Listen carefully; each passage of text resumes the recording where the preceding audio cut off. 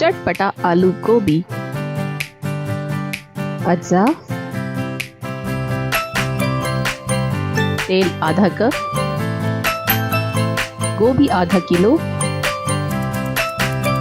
आलू 2 अदद कटे हुए, टमाटर 1 अदद कटा हुआ,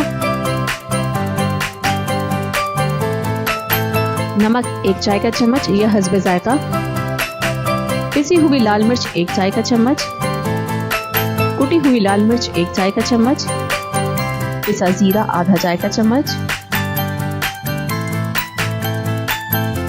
गरम मसाला आधा चाय का चम्मच, साबुत लाल मिर्च 6 अदद। 1 कप पानी शामिल करें और 10 मिनट तक पकाएं। हरी मिर्च 5 से 6 अदद।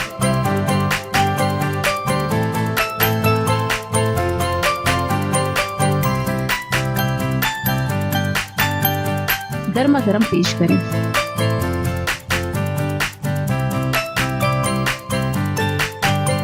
Round tomato, like and subscribe.